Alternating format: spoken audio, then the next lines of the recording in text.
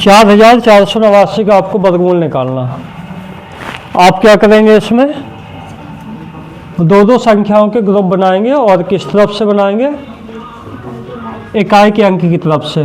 दो दो संख्याओं का आप समूह लेंगे, ग्रुप बनाएंगे। तो पहले समूह में कौन सी संख्या बनेगी, 89 यानी 89, और दूसरे ग्रुप में क्या बनेगी, 44 यानी कि 44। अब हमें इस प्रकार से एक लाइन ऐसे खींच देना और एक लाइन इन संख्याओं के ऊपर ऐसे खींच देनी है। अब हमें क्या करना है कि एक ऐसी संख्या पता करनी है जिसका वर्ग 44 से ज़्यादा ना होता हो, जिसका वर्ग 44 से ज़्यादा ना होता हो, या तो 44 के बराबर रहे या उससे कम रहे। तो ऐसी संख्या कौन सी जिसका वर्ग 44 से ज़्यादा नहीं होता है, 6। अगर 7 का वर्ग कर दें तो 7 गुणा 7 49 होता है, जो कि ज़्यादा हो जाता है। तो हम 6 का वर्ग लिखेंगे तो 6 को यहाँ पर 2 बार लिखेंगे और ऊपर एक बार ऐसे लिख देंगे और यहाँ पर एक लाइन खींच देना, और यहाँ पर 44 के नीचे कितना लिख देंगे, 36। 6 का वर्ग लिख देना है 36। अब इनको यहाँ पर जोड़ देना, 6 और 6 कितना लिख देना, 12। यहाँ पे थोड़ा सा जगह छोड़ देना लिखने के लिए एक अंक। और यहाँ पे 44 में से 36 घटाना है, तो 14 में से 6 गया 8, और यहाँ पे 3 बचेगा, तो 3 में से 3 गया 0। अब हम इस पूरे ग्रुप को लाएंगे, ना कि 8 अकेले को लाएंगे, इसलिए ग्रुप बनाए हैं। तो जब भी आता है तो पूरे ग्रुप की ही संख्या आ जाती है। तो इस ग्रुप में कितनी संख्या लिखी, 89। तो ये 89 पूरा आ जाएगा आपका इसके पास में। तो ये संख्या बन गई 889। अब अनुमान लगाएंगे कि लगभग इसमें कितनी बार भाग जाता है। तो 12 का भाग करके देखो, लगभग इसमें कितने बार जाता है, 12 सत्ते 84, लगभग 7 बार। तो यहाँ पर 7 और यहाँ पर 2 बार 7 लिखेंगे, एक बार यहाँ पर और एक बार इसके नीचे। अब 7 का वहाँ 127 में करके देख लो, इससे ज़्यादा नहीं हो पाए, या तो इसके बराबर रहे या इससे कम रहे। तो 7 का 7 में करेंगे, 7 49, 7 दूनी 14, 49 की 4 आई थी हासिल, तो 14 और 4 कितना हो गया, 18, हासिल आई 1, 7 कम 7 और 1 8। तो ये पूरा हो गया ये। तो आंसर कितना आया, यानी इसका जो ये संख्या लिखी थी 4489 का जो वर्गमूल आया, कितना आया, भाग विधि से 67। कोई भी विधि लगाएंगे आंसर तो सेम आएगा, है ना। इसी प्रकार से अगर ये लिखा है 9604, 9604, इसका वर्गमूल निकालना है। तो एक लाइन इस प्रकार से ऊपर की तरफ ऐसे, नीचे से ऊपर, और एक ऐसे क्षैतिज रेखा, और ये ऊर्ध्वाधर रेखा आपने खींच दी। अब दो दो के जोड़े बनाए, तो पहले ग्रुप में कौन सी संख्या आएगी, 04, और दूसरे ग्रुप में, अब ऐसी संख्या का वर्ग ज्ञात करो जिसका वर्ग किससे ज़्यादा ना होता हो, 96 से।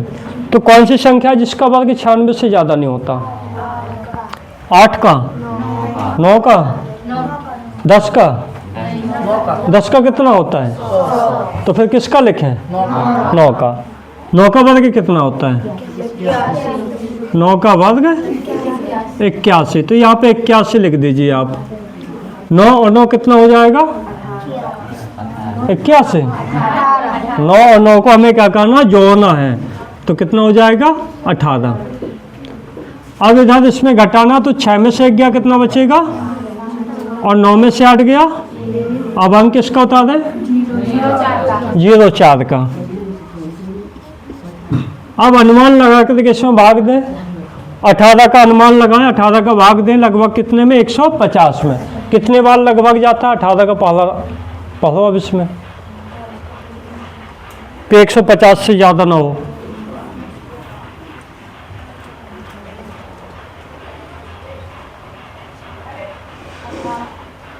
अठारह 8 144, है ना, और 18 नंबर 162। तो 8 बार करके देख लो लगभग। तो 8 यहाँ पर, 8 यहाँ पर, 8 यहाँ पर। तो 8 का गुणा 188 में करेंगे, 8 8 64, हासिल आएगी कितने, 6, 8 8 64 और 6 70, हासिल आई 7, 8 कम 8 और 8 7 15। तो कितना हो गया, 98।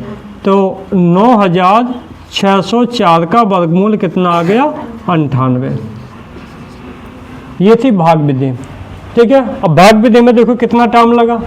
अगर हम इसी को हम विलोकनम विधि से अगर करते हैं, किससे? विलोकनम विधि, जो कि आपकी वैदिक विधि है। तो देखो इसी को कितने सरल तरीके से आप कर सकते थे। बस थोड़ा सा आपको ध्यान रखना है। जैसे लिखा है 44 89, तो शुरुआत में दहाई की तरफ से 2 अंक के जोड़े बना लेना, बाकी जितने का बने वो पूरे का बना लेना है। तो 89 जो है ये इसका इकाई अंक क्या लिखा है? 9।